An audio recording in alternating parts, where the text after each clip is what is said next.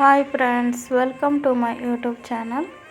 2023 UPSC CSC Prelims question paper 1 ಅಲ್ಲಿ question number 16. Consider the following statements. Statement 1. Some mushrooms have a medicinal properties. Statement 2. Some mushrooms have a physicoactive properties. Statement 3. Some mushrooms have a insecticidal properties. Statement 4. Some mushrooms have bioluminescent properties. How many of the above statements are correct? Option A only 1, option B only 2, option C only 3, option D all 4. Next ನಾವು ಇದನ್ನು ಕನ್ನಡದಲ್ಲಿ ನೋಡೋಣ, ಕನ್ನಡದಲ್ಲಿ ಯಾವ ಥರ ಇದೆ ಅಂತ. Next ಈ ಕೆಳಗಿನ ಹೇಳಿಕೆಗಳನ್ನು ಪರಿಗಣಿಸಿ. ಕೆಲವು ಅಣಬೆಗಳು ಔಷಧೀಯ ಗುಣಗಳನ್ನು ಹೊಂದಿವೆ. ಎರಡನೇ ಹೇಳಿಕೆ, ಕೆಲವು ಅಣಬೆಗಳು ಸೈಕೋಸಕ್ರಿಯ ಗುಣಗಳನ್ನು ಹೊಂದಿವೆ. ಮೂರನೇದು, ಕೆಲವು ಅಣಬೆಗಳು ಕೀಟನಾಶಕ ಗುಣಗಳನ್ನು ಹೊಂದಿವೆ.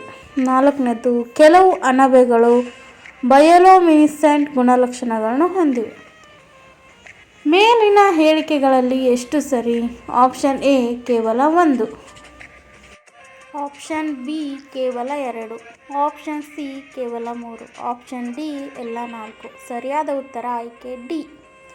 ಹೇಗೆ ಅಂತ ವಿವರಣೆ ನೋಡ್ತಾ ಹೋಗೋಣ. ಹೇಳಿಕೆ 1 ಸರಿಯಾಗಿದೆ. ಹೇಗೆಂದರೆ, ಅಣಬೆಗಳು ಜೀವಿರೋಧಿ, ಪ್ರತಿರಕ್ಷಣಾ ವ್ಯವಸ್ಥೆಯ ವರ್ಧಕ ಮತ್ತು ಕೊಲೆಸ್ಟ್ರಾಲನ್ನು ಕಡಿಮೆ ಮಾಡುವ ಏಜೆಂಟ್ಗಳಾಗಿ ಕಾರ್ಯನಿರ್ವಹಿಸುತ್ತವೆ. ಹೆಚ್ಚುವರಿಯಾಗಿ ಅವು ಜೈವಿಕ ಸಕ್ರಿಯ ಸಂಯುಕ್ತಗಳ ಪ್ರಮುಖ ಮೂಲಗಳಾಗಿವೆ. ಈ ಗುಣಲಕ್ಷಣಗಳ ಪರಿಣಾಮವಾಗಿ ಕೆಲವು ಮಶ್ರೂಮ್ ಸಾರಗಳನ್ನು ಮಾನವನ ಆರೋಗ್ಯವನ್ನು ಉತ್ತೇಜಿಸಲು ಬಳಸಲಾಗುತ್ತದೆ ಮತ್ತು ಆಹಾರದ ಪೂರಕಗಳಾಗಿ ಕಂಡುಬರುತ್ತದೆ. ಆದ್ದರಿಂದ ಹೇಳಿಕೆ 1 ಸರಿಯಾಗಿದೆ. ನೆಕ್ಸ್ಟು ಹೇಳಿಕೆ 2 ನೋಡೋಣ. ಸೈಕೆಡೆಲಿಕ್ ಅಣಬೆಗಳು ನೈಸರ್ಗಿಕವಾಗಿ ಸಂಭವಿಸುವ ಸೈಕೋ ಆಕ್ಟಿವ್ ಮತ್ತು ಹ್ಯಾಲುಸಿನೋಜೆನಿಕ್ ಸಂಯುಕ್ತವಾದ ಸೈಲೋಸಿಬಿನ್ ಅನ್ನು ಒಳಗೊಂಡಿರುವ ಕಾಡು ಅಥವಾ ಬೆಳೆಸಿದ ಅಣಬೆಗಳಾಗಿವೆ. ಆದ್ದರಿಂದ ಹೇಳಿಕೆ 2 ಸರಿಯಾಗಿದೆ. ಇನ್ನು ಹೇಳಿಕೆ 3, ಇತ್ತೀಚೆಗೆ ಹೆಚ್ಚಿನ ಸಂಖ್ಯೆಯ ಅಣಬೆಗಳು ಕೀಟನಾಶಕ ಸಂಯುಕ್ತಗಳನ್ನು ಒಳಗೊಂಡಿರುವುದು ಕಂಡುಬಂದಿದೆ. ಇವುಗಳಲ್ಲಿ ಲ್ಯಾಕ್ಟೇರಿಯಸ್ ಪ್ರಭೇದಗಳಿವೆ. ಇದು ಹಾಲಿನ ದ್ರವ ಮತ್ತು ಅಥವಾ ಬಣ್ಣ ಬದಲಾವಣೆಯ ಪ್ರತಿಕ್ರಿಯೆಗಳನ್ನು ಹೊರಹಾಕುವ ಮೂಲಕ ಗಾಯಕ್ಕೆ ಪ್ರತಿಕ್ರಿಯಿಸುತ್ತದೆ. ಇದು ಎಚ್ಚರಿಕೆಯ ಪ್ರತಿಕ್ರಿಯೆಯಾಗಿರಬಹುದು. ಆದ್ದರಿಂದ ಹೇಳಿಕೆ 3 ಸರಿಯಾಗಿದೆ. ನೆಕ್ಸ್ಟ್ ಬರೋಣ ಹೇಳಿಕೆ 4. ಈಶಾನ್ಯ ಭಾರತದ ಕಾಡುಗಳಲ್ಲಿ ಮಶ್ರೂಮ್ ದಾಖಲೀಕರಣ ಯೋಜನೆಯು ಬಯೋಲುಮಿನೆಸೆಂಟ್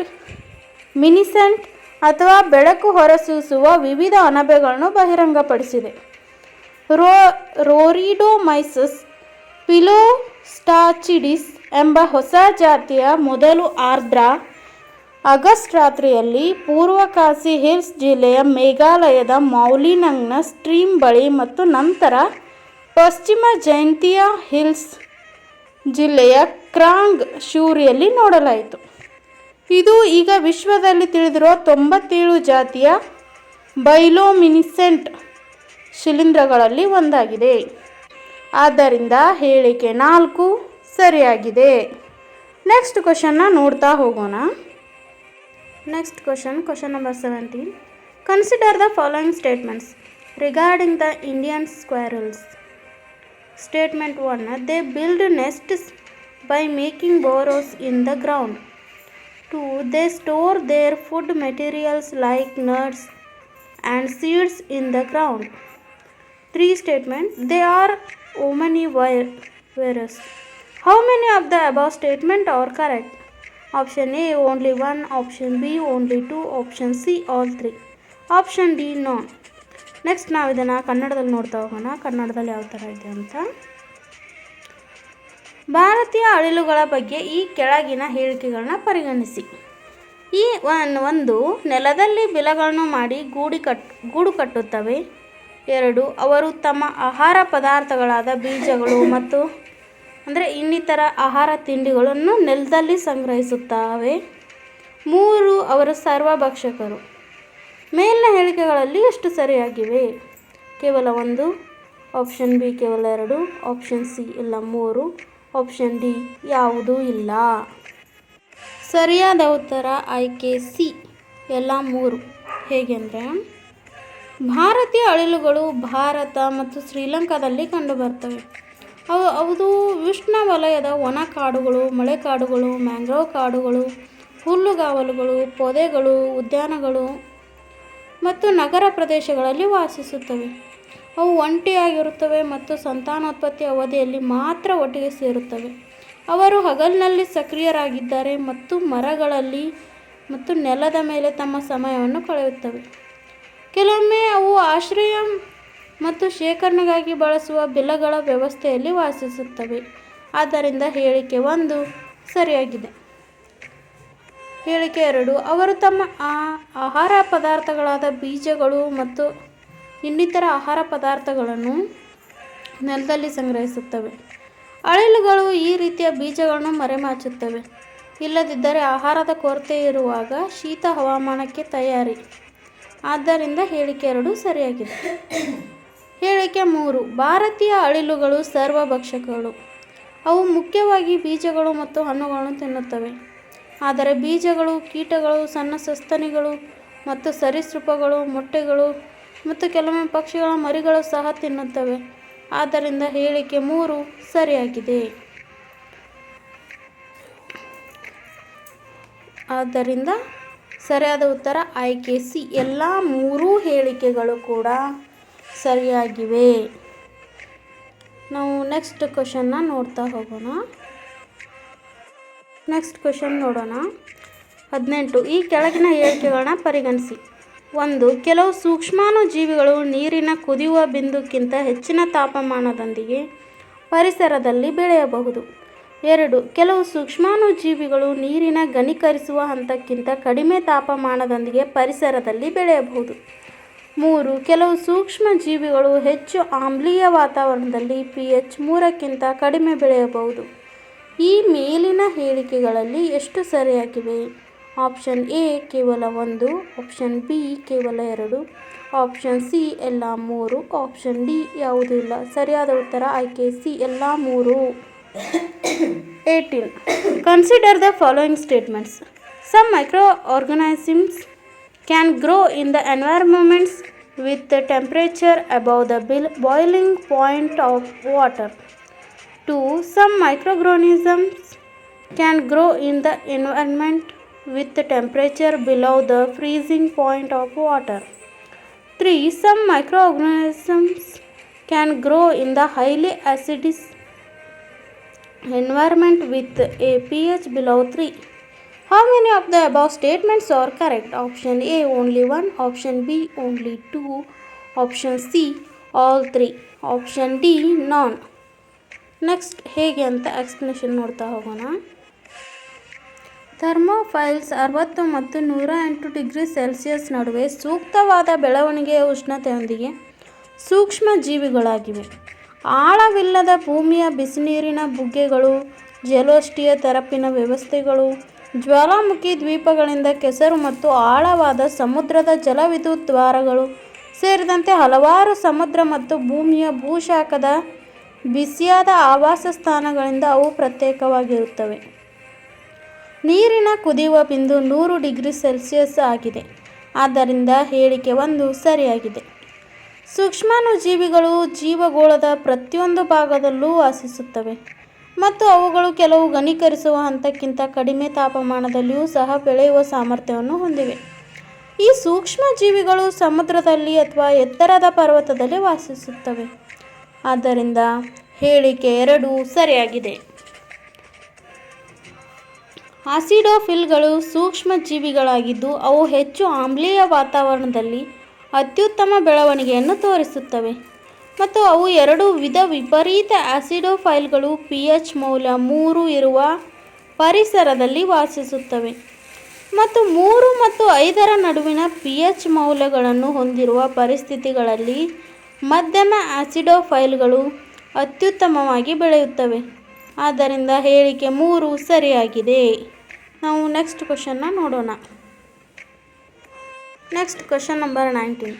which one of the following makes a tool with a stick to scrap insects from a hole in a tree or a log of wood? Option A fishing cat, option B orangutan, option C otter, option D sloth bear. Next ನಾವು ಇದನ್ನು ಕನ್ನಡದಲ್ಲಿ ನೋಡೋಣ. ಈ ಕೆಳಗಿನವುಗಳಲ್ಲಿ ಯಾವುದು ಮರದ ರಂಧ್ರದಿಂದ ಅಥವಾ ಮರದ ದಿಮ್ಮಿಯಿಂದ ಕೀಟಗಳನ್ನು ಕರೆದುಕೊಳ್ಳಲು ಕೋಲಿನಿಂದ ಉಪಕರಣಗಳನ್ನು ತಯಾರಿಸುತ್ತದೆ? ಆಪ್ಷನ್ ಎ ಮೀನುಗಾರಿಕೆ ಬೆಕ್ಕು, option B orangutan, option C otter, option D ಸೋಮಾರಿ ಕರಡಿ. ಸರಿಯಾದ ಉತ್ತರ ಆಯ್ಕೆ ಬಿ ಓರಾಂಗ್ಟನ್. ಹೇಗೆ ಅಂತ ನೋಡೋಣ. ಹಣ್ಣಿನಿಂದ ಬೀಜಗಳನ್ನು ಹೊರತೆಗೆಯಲು ಓರಾಂಗ್ಟನ್ಗಳನ್ನು ಬಳಸುತ್ತಿರುವುದನ್ನು ಸಂಶೋಧಕರು ಗುರುತಿಸಿದ್ದಾರೆ ಮತ್ತು ಕಾಡಿನಲ್ಲಿ ಮರದ ರಂಧ್ರದಿಂದ ಕೋಲಿನಿಂದ ಕೀಟಗಳನ್ನು ಕರೆದುಕೊಳ್ಳುತ್ತಾರೆ. ಓರಾಂಗ್ಟನ್ಗಳು ಅತಿದೊಡ್ಡ ಆರ್ಬೋರಿಯಲ್ ಸಸ್ತನಿಯಾಗಿದ್ದು ಹೆಚ್ಚಿನ ಸಮಯವನ್ನು ಮರಗಳಲ್ಲಿ ಕಳೆಯುತ್ತವೆ.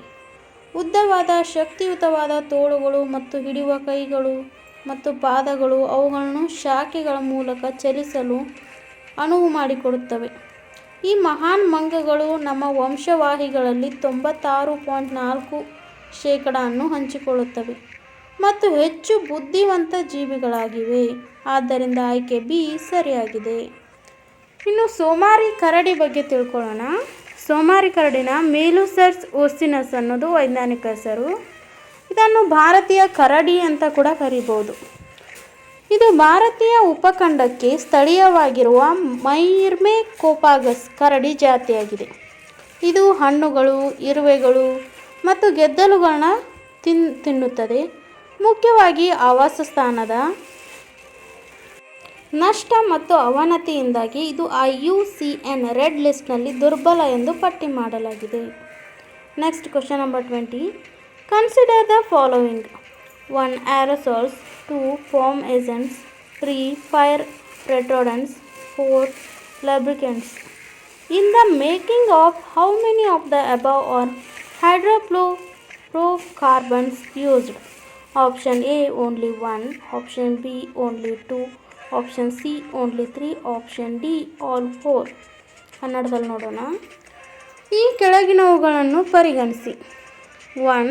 ಏರೋಸಾಲ್ಗಳು, 2. Foam agent, 3. ಅಗ್ನಿಶಾಮಕಗಳು, 4. ಲೂಬ್ರಿಕೆಂಟ್ಸ್. ಮೇಲಿನವುಗಳಲ್ಲಿ ಎಷ್ಟು ಹೈಡ್ರೋಫ್ಲೋರೋಕಾರ್ಬನ್ಗಳನ್ನು ಬಳಸಲಾಗುತ್ತವೆ? ಆಪ್ಷನ್ ಎ ಕೇವಲ 1, ಆಪ್ಷನ್ ಬಿ ಕೇವಲ 2, ಆಪ್ಷನ್ ಸಿ ಕೇವಲ 3, ಆಪ್ಷನ್ ಡಿ ಎಲ್ಲ 4. ಸರಿಯಾದ ಉತ್ತರ ಆಯ್ಕೆ ಸಿ ಕೇವಲ 3. ಹೇಗೆ ಮತ್ತು ಯಾವುದು ಅಂತ ನೋಡೋಣ. ಹೈಡ್ರೋಫ್ಲೋರೋಕಾರ್ಬನ್ಗಳು ಪ್ರಾಥಮಿಕವಾಗಿ ತಂಪಾಗಿಸಲು ಮತ್ತು ಶೈತ್ಯೀಕರಣಕ್ಕಾಗಿ ಬಳಸಲಾಗುವ ಕೈಗಾರಿಕೆ ರಾಸಾಯನಿಕಗಳ ಒಂದು ಗುಂಪು. HFCಗಳು ಸಂಪೂರ್ಣವಾಗಿ ಮಾನವ ನಿರ್ಮಿತವಾಗಿವೆ. ಅವುಗಳನ್ನು ಪ್ರಾಥಮಿಕವಾಗಿ ಶೈತ್ಯೀಕರಣ, ಹವಾನಿಯಂತ್ರಣ, ಇನ್ಸುಲೇಟಿಂಗ್ ಫೋಮ್ಗಳು ಮತ್ತು ಏರೋಸಾಲ್ ಪ್ರೊಪೆಲೆಂಟ್ಗಳಲ್ಲಿ ಬಳಸಲಾಗುತ್ತದೆ. ದ್ರಾವಕಗಳಾಗಿ ಮತ್ತು ಅಗ್ನಿಶಾಮಕ ರಕ್ಷಣೆಗಾಗಿ ಸಣ್ಣ ಬಳಕೆಯೊಂದಿಗೆ ಉತ್ಪಾದಿಸಲಾಗುತ್ತದೆ. ಆದ್ದರಿಂದ ಆಯ್ಕೆ C is the right answer. ಅಂದರೆ ಕೇವಲ 3. ಯಾವುದು? ಏರೋಸಾಲ್ಗಳು, ಆಮೇಲೆ ನೆಕ್ಸ್ಟ್ ಬರೋದು ಪ್ರೊಪೆಲೆಂಟ್ಗಳಲ್ಲಿ ಏರೋಸಾಲ್ಗಳು, ಅಗ್ನಿಶಾಮಕಗಳು, ಆಮೇಲೆ ಫೋಮೋ ಏಜೆಂಟ್ಗಳು, 3 right answer. So friends, next ಬರುವಂಥ ಎಲ್ಲ ಕ್ವಶನ್ಸಿಗೆ ಆನ್ಸರ್ ಎಕ್ಸ್ಪ್ಲೇನ್ ಮಾಡ್ತೀನಿ. ನಿಮ್ಮ ಫ್ರೆಂಡ್ಸಿಗೂ ಶೇರ್ ಮಾಡಿ, ಸಬ್ಸ್ಕ್ರೈಬ್ ಮಾಡಿ. Thank you all.